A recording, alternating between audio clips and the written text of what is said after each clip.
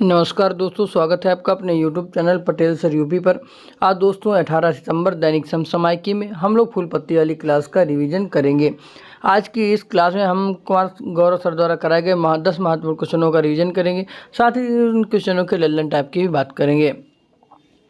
आपको इस क्लास की PDF को हमारे टेलीग्राम चैनल मिल जाएगी, जिसका लिंक जो है वीडियो के डिस्क्रिप्शन बॉक्स में दिया गया है। आप टेलीग्राम पे पटेल स्टडी 12 सर्च करके चैनल को ज्वाइन कर सकते हैं और वहाँ से PDF को डाउनलोड कर सकते हैं। आइए शुरुआत करते हैं आज के पहले क्वेश्चन से। जो हमारा पहला क्वेश्चन है कि हाल ही में टाइम मैगजीन की द वर्ल्ड बेस्ट कंपनी 2023 की सूची में टॉप 100 में शामिल एकमात्र भारतीय कंपनी जो है वो कौन सी है? तो दोस्तों वो कंपनी है इन्फोसिस। रिपोर्ट कौन सी है? The world best companies. ये जारी कौन करता है? वो जारी करता है टाइम मैगजीन। अगर बात की जाए इसकी वर्ल्ड में कितनी रैंकिंग है, वो दोस्तों रैंकिंग है 64 नंबर की। अगर बात की जाए टॉप 4 में कौन कौन सी कंपनी है, तो उसमें पहले नंबर पे माइक्रोसॉफ्ट है, दूसरे नंबर पे है एप्पल, तीसरे पे अल्फ़ाबेट, चौथे नंबर पे कौन सी है वो है मेटा। अगर बात की जाए एप्पल की जो पेरेंट कंपनी वो कौन सी, वो दोस्तों कंपनी है कौन? अल्फ़ाबेट। आते हैं अगले पॉइंट पे। अगला पॉइंट हमारा है कि किस आधार पे इस रैंकिंग को जारी किया गया। तो दोस्तों राजस्व के आधार पर, ग्राहक संतुष्टि के आधार पर, कर्मचारी संतुष्टि के आधार पर तथा CSR के आधार पर इसको जो है जारी किया गया है। अगर बात करें इन्फोसिस के 2 नए ब्रांड एम्बेसडर की अभी हाल ही में किसे बनाया, तो मेल में दोस्तों बनाए गए हैं राफेल नडाल तथा फीमेल में कौन बनाया गया, वो बनाया गया है ईगा स्वीटेक। आते हैं लल्लन टॉप पे। पहला पॉइंट है 126वीं रैंकिंग जो है भारत की किस में है? तो वो दोस्तों खुशहाली सूचकांक में भारत की रैंक कौन सी है, वो है 126वीं। अगर बात की जाए शांति सूचकांक की, तो उसमें भारत की कौन सी रैंक है, वो रैंक है कौन सी? 126वीं। अगला पॉइंट है ग्लोबल जेंडर गैप इंडेक्स जो है इसमें भारत की रैंक कौन सी, वो दोस्तों रैंक है 127वीं। अगला पॉइंट है प्रेस फ्रीडम इंडेक्स में भारत की कौन सी रैंक है, वो रैंक है 161। अगला पॉइंट लॉजिस्टिक परफॉर्मेंस इंडेक्स में भारत की रैंक कौन सी, वो है 38। अगला पॉइंट है ग्लोबल फायर पावर इंडेक्स में भारत की रैंक जो है वो कौन सी है, तो वो रैंक है कौन सी? 4th। आते हैं आज के अगले क्वेश्चन पे। जो हमारा अगला क्वेश्चन है कि हाल ही में संयुक्त राष्ट्र अंतर्राष्ट्रीय व्यापार विधि आयोग के दक्षिण एशिया सम्मेलन की जो मेज़बानी है वो किसने की है? तो मेज़बानी किसने की? मेज़बानी की है नई दिल्ली ने। अगर बात की जाए UNCITRAL की, यानी कि United nation commission for international trade and law, तो इसकी दोस्तों स्थापना होती है 1966 में। इसका जो मुख्यालय है वियना में। वियना कहाँ पर था? ऑस्ट्रिया में। वियना जो है डेन्यूब नदी के किनारे स्थित है। यहाँ पर एक और संगठन का मुख्यालय है, वो कौन सा संगठन है? वो संगठन है ओपेक का।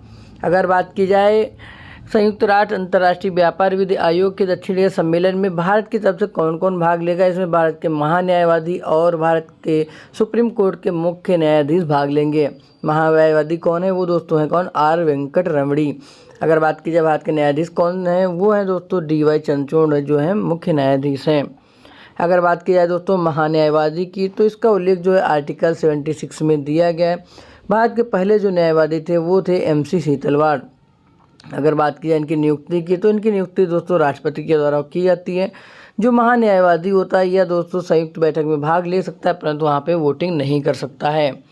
आते हैं अगले पॉइंट पे। अगला पॉइंट है भारत के मुख्य न्यायाधीश। दोस्तों भारत के जो पहले मुख्य न्यायाधीश थे वो कौन थे? वो थे HJ कानी, यानी कि हीरालाल जे कानिया। अगर वर्तमान में बात की जाए वर्तमान में मुख्य न्यायाधीश कौन है, वो दोस्तों है 50वें नंबर के DY चंद्रचूड़। अगर बात की जाए सुप्रीम कोर्ट के स्थापना दिवस पे मुख्य अतिथि कौन था, वो दोस्तों थे कौन? सुंदरेश मेनन, जो कि क्या है, ये दोस्तों सिंगापुर के मुख्य न्यायाधीश हैं।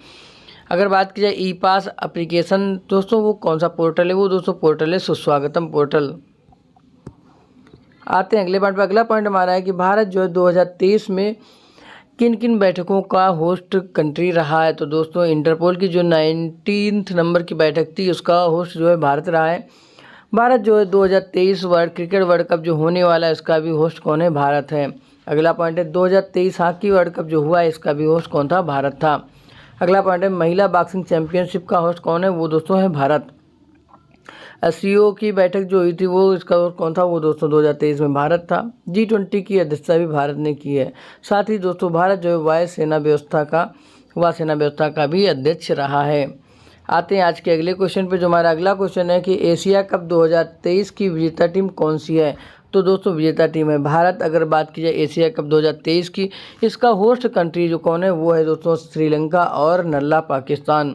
अगर बात की जाए फाइनल मैच, दोस्तों फाइनल मैच भारत और श्रीलंका के बीच में होता है, जिसमें भारत जो है विजेता और श्रीलंका जो होता है वह उपविजेता होता है। इसमें भारत जो है श्रीलंका को 50 रन पे ऑल आउट कर देता है। इस बार जो भारत है वो 8वीं बार एशिया कप को जीता है। आते हैं अगले पॉइंट पर। अगला हमारा पॉइंट है अंडर 19 महिला T20 विश्व कप। इसका दोस्तों अगर बात की जाए होस्ट कंट्री की, तो होस्ट कंट्री थी साउथ अफ्रीका।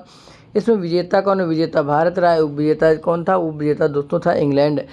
अंडर 19 महिला T20 जो वर्ल्ड कप है, इस बार जो है पहली बार इसका आयोजन किया गया था। अगर बात की जाए MPL की यानी कि महिला WPL की यानी कि महिला प्रीमियर लीग की, तो ये पहले नंबर की थी। इसमें विजेता टीम जो थी मुंबई थी। इसके जो कैप्टन थे वो थे हरमनप्रीत कौर। अगर इसमें बात की जाए कितनी टीमों ने भाग लिया था, दोस्तों महिला प्रीमियर लीग में 5 टीमों ने भाग लिया था। आते हैं अगले पॉइंट पे। जो हमारा अगला पॉइंट है IPL 2023। दोस्तों IPL 2023 जो था वो 16वें क्रम का था। विजेता टीम की बात की जाए चेन्नई जो थी वो विजेता टीम थी। कुल इसमें 10 टीमों ने भाग लिया। ऑरेंज कप जो है शुभम गिल ने को मिली और पर्पल कप जो है वो उसको मोहम्मद शमी को मिली है। अगला पॉइंट है विश्व टेस्ट चैंपियनशिप। तो दोस्तों इस बार जो यह था 2nd क्रम का था। इसका जो है विजेता टीम ऑस्ट्रेलिया थी, तो उपविजेता जो है वो कौन? भारत रहा है। अगला पॉइंट है पहली महिला अंपायर कौन थी? वो दोस्तों कौन थी? वो थी किम कॉटन। आते हैं अगले क्वेश्चन पे। जो हमारा अगला क्वेश्चन है कि प्रतिवर्ष जो है वो विश्व ओजोन दिवस कब मनाया जाता है? तो दोस्तों ये मनाया जाता है 16 सितंबर को। क्यों मनाया जाता है? क्योंकि दोस्तों 16 सितंबर 1987 को मॉन्ट्रियल प्रोटोकॉल होता है, जिसमें जो किससे संबंधित है वो दोस्तों ओजोन परत से संबंधित था। अगर बात की जाए ओजोन परत मनाने की घोषणा कब होती है? इसकी घोषणा होती है सन 1994 ईस्वी में। इसको जो है 16 सितंबर 1995 से जो मनाना स्टार्ट किया गया था। अगर थीम की बात की जाए 2023 में इसकी थीम क्या है? तो दोस्तों थीम जो है वो है ओजोन परत को ठीक करना। अगर बात करें ओजोन परत को मापने की इकाई कौन सी? वो दोस्तों है इकाई क्या? दाबसन। अगर बात की ओजोन परत जो थी वो कहाँ पे पाई जाती है? तो ये दोस्तों पाई जाती है कहाँ पे? समताप मंडल में। यानी कि जी ये होती है हमारी ये है पृथ्वी। पहली जो हमारी परत होती है वो कौन सी होती है? वो होती है क्षोभ मंडल, फिर होती है समताप मंडल, फिर होती है कौन सी? मध्य मंडल, फिर आयन मंडल, उसके बाद कौन सी होती है? वो होती है बहिर्मंडल। अगर बात की जाए मौसम संबंधी जो घटनाएं होती हैं वो किस परत में होती हैं? वो दोस्तों क्षोभ मंडल में होती हैं। समताप मंडल में जो होता है ये विमान जो होते हैं ये समताप मंडल में उड़ते हैं और यहीं पे जो होती है ओजोन परत पाई जाती है। ओजोन परत जो होती है वो सूर्य की पराबैंगनी किरणों को जो है पृथ्वी पे आने को रोकती है। अगर बात की सूर्य की पराबैंगनी किरणों से कौन सा रोग होता है? वो दोस्तों हो जाता है क्या? Skin cancer. बात करें लल्लन टाप पे, पहला पॉइंट हमारा है स्टॉकहोम सम्मेलन। स्टॉकहोम कब हुआ था? यह होता है कब? 1972 ईस्वी में। अगर बात की जाए क्योटो प्रोटोकॉल की, क्योटो प्रोटोकॉल जो होता है 1997 ईस्वी में होता है। कहाँ पे होता है? ये होता है जापान में, जिसे कोब थर्ड के नाम से भी जाना जाता है। यह जो एक ग्रीन हाउस गैस का उत्सर्जन इसका उद्देश्य था, उत्सर्जन को कम करना इसका उद्देश्य था। अगला पॉइंट है पहला जो पृथ्वी सम्मेलन था वो कब हुआ था? तो यह होता है सन 1992 में। कहाँ पे होता है? रियो डी जेनेरियो में होता है। इसकी जो रिपोर्ट आई थी, रिपोर्ट को क्या कहा जाता है? वो कहा जाता है एजेंडा 21। अगला पॉइंट हमारा है कि पेरिस समझौता कब हुआ था? पेरिस समझौता होता था कब? 2015 में। इसे कोप 21 के नाम से जाना जाता है। आते हैं आज के अगले क्वेश्चन पे। जो हमारा अगला क्वेश्चन है, हाल ही में प्रधानमंत्री नरेंद्र मोदी ने पारंपरिक शिल्पकारों और कारीगरों को आर्थिक सहायता प्रदान करने के लिए कौन सी योजना प्रारंभ की? तो दोस्तों 17 सितंबर को ये योजना प्रारंभ होती है, जिसका नाम था PM विश्वकर्मा योजना। यह योजना विश्वकर्मा जयंती पे स्टार्ट की जाती है। इसमें दोस्तों 13,000 करोड़ रुपए का निवेश होगा।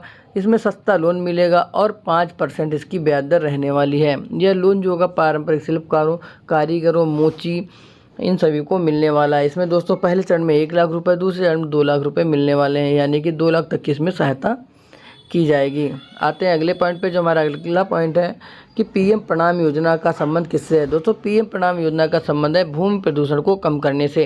अगला पॉइंट है मिस्ट्री योजना। मिस्ट्री योजना का संबंध जो है वो है मैंग्रोव वनस्पति के संरक्षण से। अगला पॉइंट है कि महिला सम्मान बचत प्रमाण पत्र। इसमें दोस्तों 2 लाख रुपए की धनराशि 2 साल के लिए आपको ब्याज पर मिलने वाली है। इसमें जो ब्याज की दर होगी वो होगी 7.5%।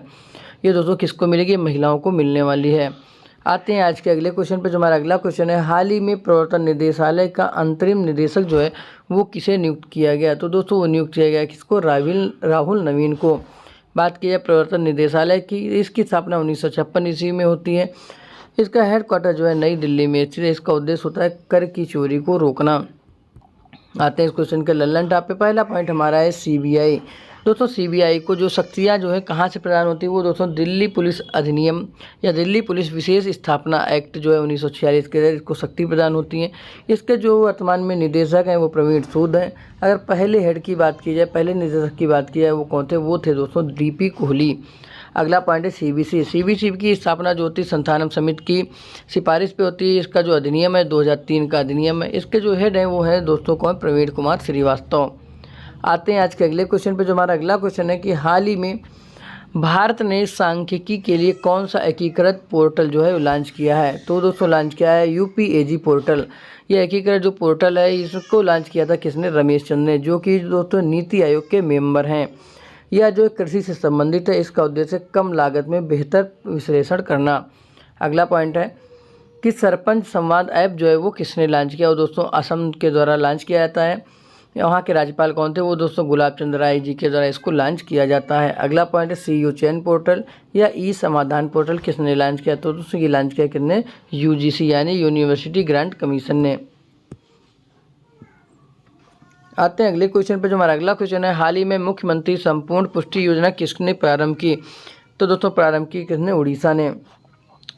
इसमें दोस्तों संपूर्ण पुष्टि योजना में महिलाओं, बच्चों और किशोरियों के पोषण से संबंधित योजनाएं हैं। आते हैं इस क्वेश्चन के लल्लन टॉप पे। पहला पॉइंट है पोषण बजट पेश करने वाला पहला जो राज्य कौन सा है, वो दोस्तों राज्य कौन सा है, वो है उड़ीसा। अगला पॉइंट है गारंटी बजट पेश करने वाला पहला राज्य कौन सा है, वो दोस्तों राज्य है कर्नाटक। अगला पॉइंट है रेल बजट को आम बजट में किस समिति की सिफारिश पे एक किया गया था। वो दोस्तों विवेक देवराय समिति की सिफारिश में 2017 में इसको रेल बजट को आम बजट में विलय कर दिया गया था। आते हैं अगले क्वेश्चन पे। जो हमारा अगला क्वेश्चन है कि आदि शंकराचार्य की 108 फीट ऊंची प्रतिमा स्टैच्यू ऑफ वननेस का लोकार्पण कहाँ किया जाएगा। तो इसका लोकार्पण होगा कहाँ पे, मध्य प्रदेश में। मध्य प्रदेश में कहाँ पे, ओंकारेश्वर नामक स्थान पे एक पर्वत है मंदारा पर्वत, वहाँ पे इसका जो है लोकार्पण किया जाएगा। अगर बात करें इस क्वेश्चन के लल्लन टाइप की, पहला पॉइंट है Statue of Unity. Statue of Unity Sardar Patel की प्रतिमा, ये कहाँ पे, केवड़िया गुजरात में इसका स्थापना की गई है। अगला पॉइंट है Statue of peace. Statue of peace की स्थापना जो है ये पाली राजस्थान में होती है। अगला पॉइंट है स्टैच्यू ऑफ इक्वलिटी कहाँ पे से या स्थित है कहाँ पे, हैदराबाद में। यहाँ पे किसकी मूर्ति, वो है दोस्तों है संत रामानुजाचार्य की। अगला point statue of knowledge. Statue of knowledge भी जो है ये लातूर महाराष्ट्र में स्थित है। अगला पॉइंट है स्टैच्यू ऑफ प्रॉस्पेरिटी। ये दोस्तों कैंपगोड़ा एयरपोर्ट यानी कर्नाटक में इसको स्थापित किया गया है। आते हैं आज के अगले क्वेश्चन पे। जो हमारा अगला क्वेश्चन है, हाल ही में प्रधानमंत्री ने इंटरनेशनल कन्वेंशन और एक्सपो सेंटर यशो भूमि का जो उद्घाटन है वो कहाँ पे किया है। तो इसका उद्घाटन होता है कहाँ पे, द्वारिका में। द्वारिका कहाँ पड़ता है, नई दिल्ली में। यहाँ पे दोस्तों 15 कन्वेंशन रूम होने वाले हैं। अगर बात की जाए लल्लन टॉप की, पहला पॉइंट है कि भारत मंडपम।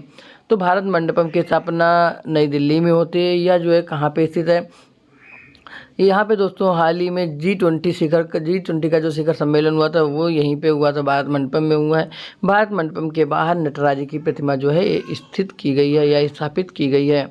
आते हैं आज के अगले क्वेश्चन पे। जो हमारा अगला क्वेश्चन है कि नीरज चोपड़ा ने भाला फेंक में USA की यूजीन डायमंड लीग में जो है कौन सा पदक जीता है। दोस्तों पदक जीता है कौन सा, रजत पदक। तो दोस्तों आज की क्लास आपको कैसी लगी कमेंट करके बताइए। क्लास अगर आपको अच्छी लगती क्लास को लाइक कीजिएगा, चैनल को सब्सक्राइब कीजिए तो अपने दोस्तों में अधिक से अधिक शेयर कीजिएगा। बात करें अगर इस क्लास की PDF आपको हमारे टेलीग्राम चैनल पर मिल जाएगी, जिसका लिंक जो है वीडियो के डिस्क्रिप्शन बॉक्स में दिया गया है। तो दोस्तों आज के लिए इतना ही, बहुत बहुत धन्यवाद।